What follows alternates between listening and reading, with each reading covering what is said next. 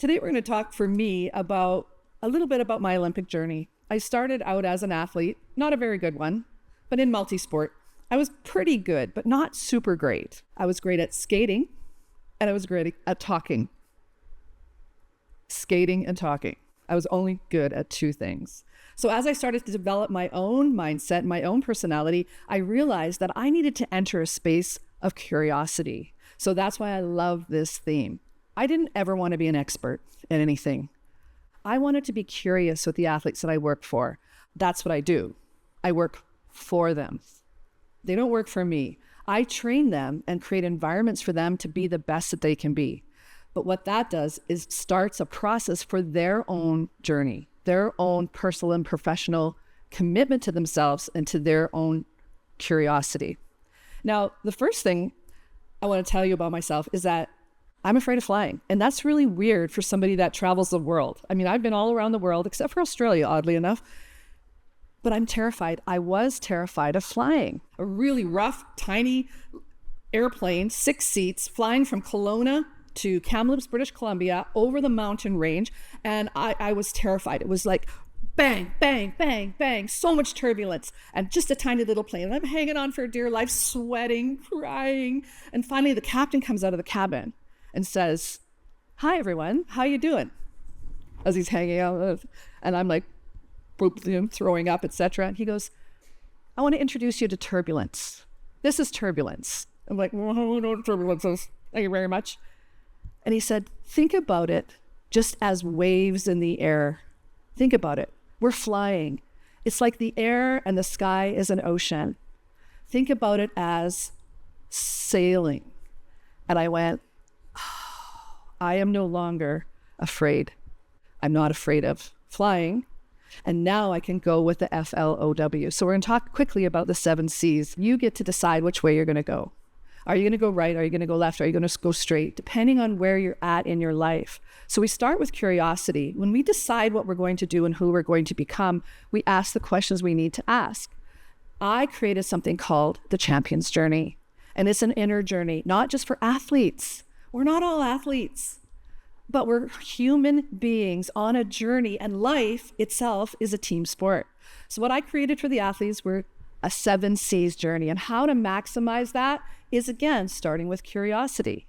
Number 2, this one's interesting. Can you be a contrarian? Can you do the opposite of what other people are doing? Not the obvious. Do you need to fit in? Do you notice when you go to a concert or a game, there's always one really big lineup at the bathroom? Drives me crazy. And sometimes you could just go to the other bathroom. Nobody's going to say anything. It's a shorter line. But the herd mentality is so magnetic. Take a look at what you're doing. Can you be the contrarian? Can you stand alone? Can you understand that by learning about your values, eventually when you're in those 7 C's or you're on that sailboat, you're going to get tested. There's going to be a chance that you're going to get knocked over. The next one is collaboration. Whether you know it or not, life is a team sport. We need to work together. We all have our specialties. And if we keep doing the same thing over and over again, expecting a different result and not looking for experts in other areas, that's the definition, they say, of insanity. So use your team around you. Family to me was my first team. That was my first team. Then it was my teachers. My teachers were my first coach. Then I had coaches who became my mentors. So I started to look at people who had strengths I didn't have.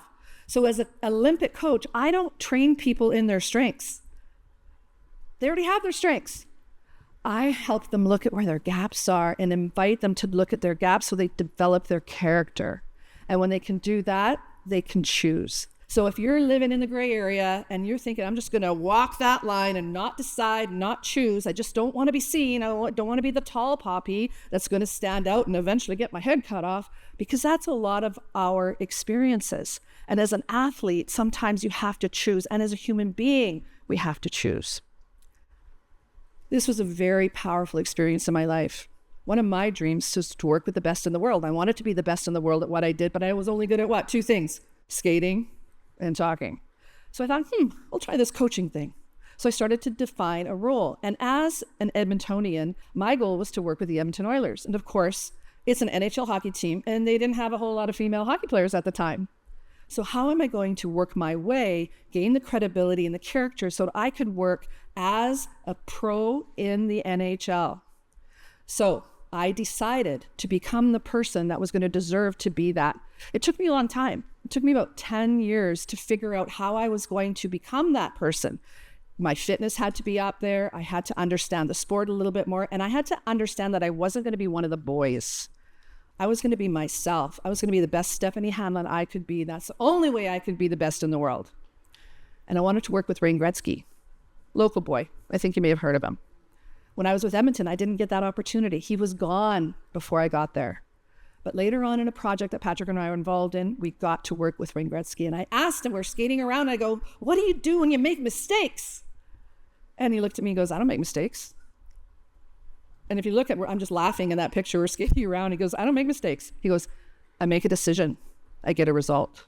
If I like the result, I do it again. If I don't like the result, I do something different.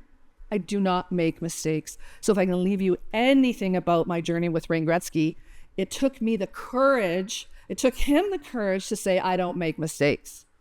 That takes a lot of guts, because I thought, wow, that is super arrogant. I mean, oh. And then I realized, and I got interested and curious into what he was saying. And I said, you know what? It takes a lot of courage to be a champion. It takes a lot of courage to do what Nicholas and the team is doing here today. Do we want to create something new? Do we want to repeat the same thing over and over again? Or do we want to take a risk? And what I did was I took a risk when it came to wanting to be an Olympian. When you're only good at two things, skating and talking, you can be an athlete. But the other thing I wanted to be was Miss Canada, right? And I'm like, I watched it on TV. I wanted to be that. Chances are it wasn't going to happen. But what I did do was I got curious. I became a contrarian. I was okay with being an outlier, being different. I didn't have to be the same as everybody else. I wanted to collaborate. I wanted to work with people. I wanted to empower and get people into their best self. I wanted to have character, courage. I wanted to decide so that I could choose. And I'm going to leave you with this last quote. Everybody in here is just as scared as you are. Going for that job, applying for your degree, going to the next level, sitting in front of the bank, trying to get a mortgage, whatever it is. In a team sport, and when we're competing and we're going to the next level, everybody is just as scared as you are. Just be the least scared person in the room. I'm not fearless. It looks like it sometimes when I stand up on stage or I go to the Olympic Games. I just fear less. Thank you.